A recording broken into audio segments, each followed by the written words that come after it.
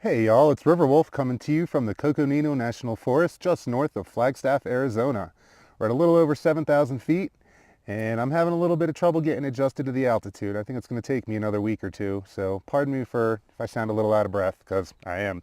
It is absolutely gorgeous up here though. I'm having a blast. I've gotten to do a lot of hiking, exploring on the trails around here.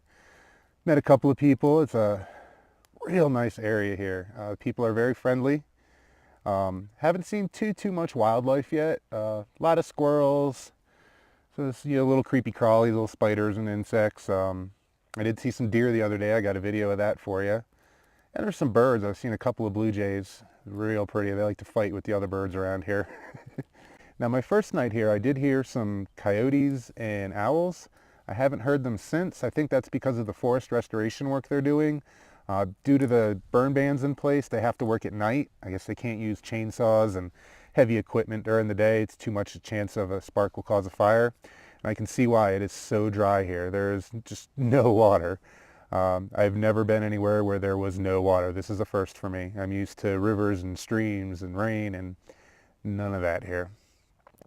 Which means you have to buy water at $2.59 a gallon. What kind of robbery is that? It's ridiculous. One thing I'm very looking forward to about leaving here is where I'm going to next. There is free water supplies. So like I said, things have been going pretty well. There's been a few issues though. I've had some gear failures. One of my battery packs just will not charge. I tested it before I left. It worked fine plugged into the wall, but it will not charge on my solar charger. So unfortunately that one, bye-bye. Now my other battery pack is maybe only holding about half of what it should. I can only get about 40% charge to my phone from it. So basically what I've been doing is charging up my phone first thing in the morning, doing what I need to do, fly, doing what I need to do, then getting it back on the charger, and using the battery pack at night to help me while I'm trying to edit videos. It's really slowed me down, but I'm working with it. It'll be all right. Hopefully I can get a new battery pack soon, so I won't have to worry about that. Now today, as you can probably tell behind me, it's pretty cloudy. That's the first day it's been cloudy. I mean, there's been a cloud here and there, but it's been very clear, bright skies. So I'm not going to have much juice today, so that means that the video I wanted to put up tonight, I'm not going to be able to finish editing. So I wanted to make a little short video just to give you all a heads up, which is what I'm doing right now. Let's see some other gear failures I've had. My sleeping bag. Now this one is totally on me. I've had this bag for about 3 or 4 years now, and it's great. It's done through blizzards, you name it. It's been great. Last time I used it was about a year and a half ago. I washed it, hung it up to dry, fluffed it up, and then put it away in the shed. And this is where it's my fault, I didn't check it before I packed it. Yeah, it's not so fluffy anymore. It's very compacted in some places, completely bare in others. So I've been pretty cold at nights, even wearing all my clothes. Luckily, I brought one of those, those things you put in your car window to keep the sun out with the reflective coating on it. I had one of those when I had my hammock to put underneath of me. I brought that with me thinking, well, I might need it to lie on. So what I've done is I've cut it up so it fits on top of my mattress pad. And then what was left, I cut in the strips and made kind of a little chest piece that goes from about here to here, and it's about that wide. And between that, a little blanket I bought at Walmart, and all my clothes, I've been doing okay at night. So I definitely want to get a new sleeping bag, but it's pretty far down the list.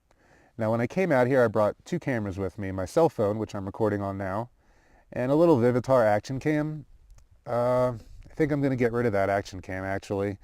The shots that it take are, they're okay. They're not great. They're usable. Unfortunately, the format it records it in, I have to go and then convert it before I can put it into my editing software.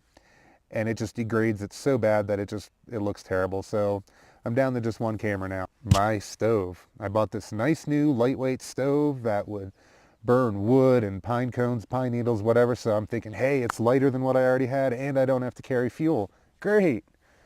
Well, in the time between when I researched my trip out here to when I got here, they instituted burn bans.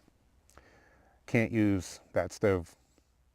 So I had to go to Walmart and get a propane stove that weighs a ton. Literally just the stove probably weighs about 1.5 pounds, and then the cylinder weighs about another 2 pounds. I'm not happy about that at all. That's just more weight that I don't want to carry, more money that I had to spend than I didn't budget for.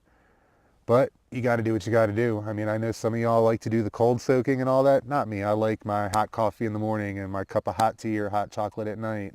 And I like that warm, hot dinner, especially here where it's chilly at night. Now, if it were warm all day and all night, probably a different story. I probably would have gone without it. But it is what it is.